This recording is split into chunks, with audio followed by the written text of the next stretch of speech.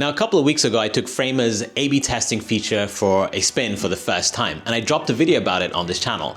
Now, what I realized is that I missed out on another feature that came out with this release, which is funnels.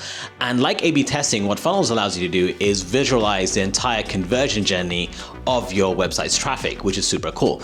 And this is going to be super valuable for us at Blitzit because we can quickly visualize total website traffic who then land on our download page to download the app. And those that download the application, once they purchase, we throw up another website page to track purchases, right? And so we can actually identify how many people are purchasing specific plans, as well as, the total amount of conversions across the funnel from homepage to download to purchase. So I'm really excited to set this up and see if it actually works. Now, we do have robust analytics via Mixpanel, and we've got that all set up. However, the way I look at this is that this is sort of a low effort way for our team members to quickly visualize the performance of our website without kind of opening tabs and signing into Mixpanel and combing through the analytics there. We can quickly go into the advanced analytics tab directly on Framer, see what's working, and then make adjustments based on that, whether it's headline, content adjustments, and test different theories, right? So I'm really excited to set this up. But before we get into it, if you're new to this channel, my name is Omar Farouk, designer turned startup founder, and in this channel I share my journey, the ups and downs of building tech companies and trying to achieve breakthrough success.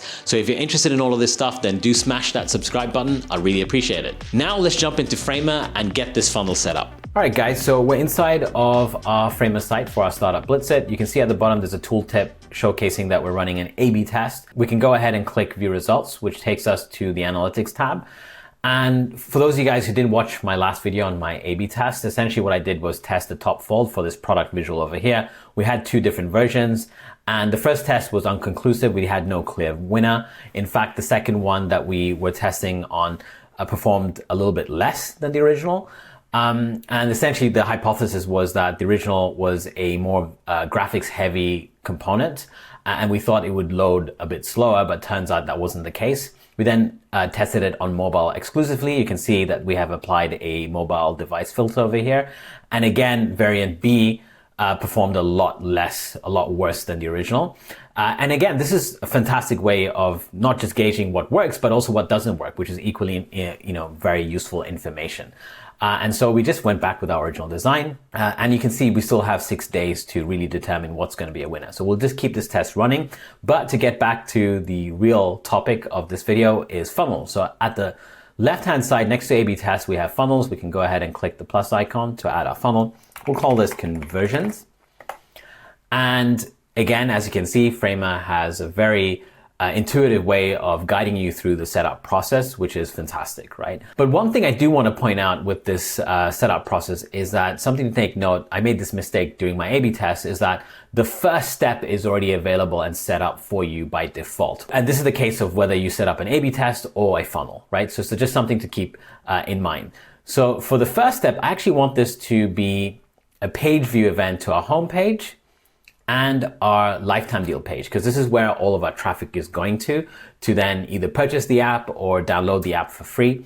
From the homepage, they can download the app or even purchase, but the lifetime deal page has a lot of cold traffic running from our ad campaign. And so, that's also equally important for like sort of the top of funnel step over there. So we'll go ahead and now add the second step. So we'll click the add step button, which will add the second step. So the next step is to pick a event that we want to see conversions on. Now, usually people would probably set up a click event. To be honest, I was thinking about this. I don't think a click event is going to be useful. Sure, people on our homepage and our lifetime deal page will be clicking the CTA to either download our app or purchase, but ultimately they still end up going to our download page. So I thought a better way to track or kind of visualize the funnel is a page view specifically to our download page. So I'll go ahead and type download Blitzit. So we have the main download page as well as the download page post web purchase is what we call it for those people downloading the app after they purchase via the lifetime deal page. So we're going to include both of these pages as a page view event for this step. We'll call this download app. And just like that, we have all this data, historic data. We can now start to see the performance of, this two-step funnel. So, healthy numbers on the view home side. We have 65,000 total traffic between these two pages, homepage and lifetime deal page. And about 11% in total end up going to the download page, which is Great, that's healthy metrics, right? For a good, healthy sort of benchmark for software startups. Now I'm going to add the next step, which is to track actual purchases, right? So this is really the aha moment for us is, yes, we're getting great metrics on the download, which is fantastic. It shows that our traffic is relevant. We have, the right traffic coming to our page and a good amount of people that are interested enough to actually download the app. So that's healthy, but how many people actually purchase? So let's go ahead and add that next step. We'll add the next step at the top right-hand corner. Again, I want a page view, and we have a bunch of success pages for those people who download our app and proceed to purchase. Inside the application, we throw a page called a success page, and we have 3 versions of that. One for the lifetime, as you can see, the monthly, and the yearly. This is just a simple page. The main purpose is for tracking purposes, but we make it meaningful for the user with a bunch of important links that they might find useful, as well as a clear button to jump back into the app. So if they click this, they essentially open the application directly on their desktop. So we'll go back to analytics, conversion funnel, and we'll set up the page view as success lifetime, success monthly, and success yearly. So we're essentially tracking, not any particular plan, but all purchases collectively, right? So we'll call this step all purchases. And again, beautiful, right? We have the whole funnel laid out for us.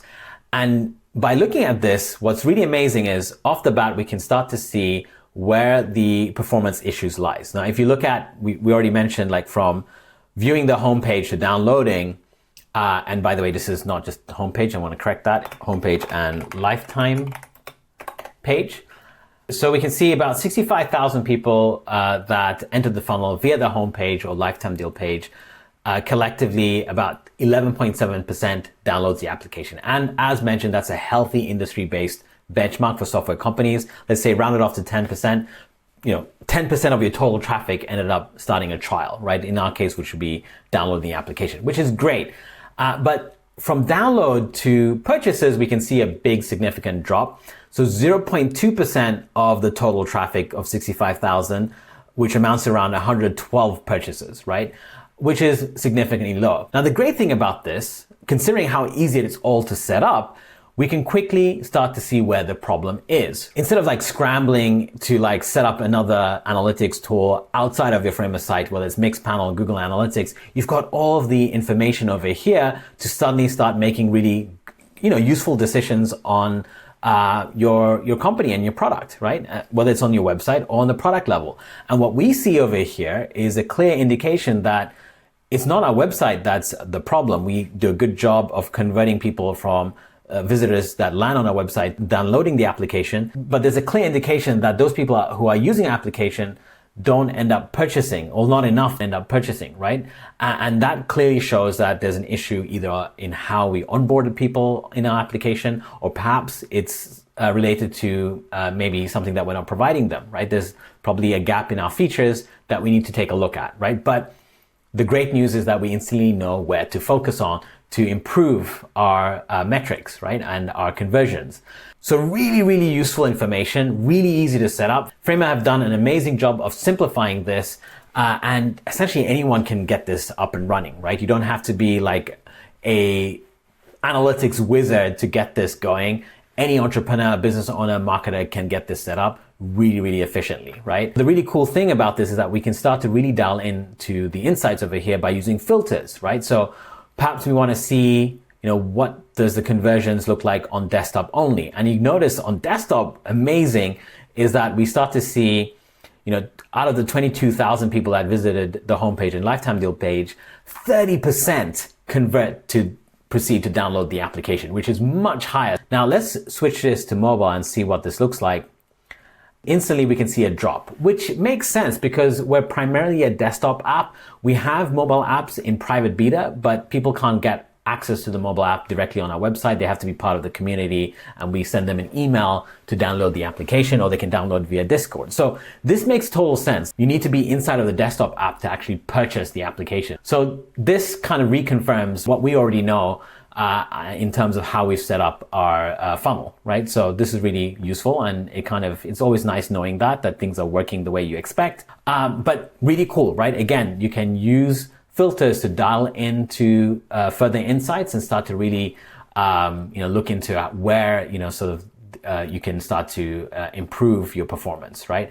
So yeah, guys, that's it for this video. Again, just reiterating how easy it is to set up. Anyone can set this up, whether you're a marketer, entrepreneur, or even designer, and you start getting this immediate, super useful insights directly from your site without having to scramble for other tools like Mixpanel and Google Analytics. You've got everything in one place, and you can start peeking in and back into design to start improving your site, or bring these insights to your product team and start to make really, really important decisions to improve your business, right? So really excited about this feature. I'm going to start playing around with funnels more to see other customer journeys, perhaps from like a blog, for instance, and stuff like that, which gives us an even better indicator of how healthy our blog traffic is.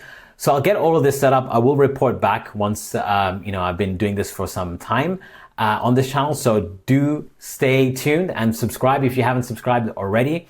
That's it for this video. One other note, I am launching a course very soon for founders. It's called Framer for Founders, that helps business owners and entrepreneurs to build and own their websites, and in fact create beautiful websites, because that's the power of Framer, all with no code, all without necessarily being a professional designer. So do stay tuned for that. The early access sign up link is in the description. Other than that, I'll catch up with you guys in a future video, and of course, never stop building.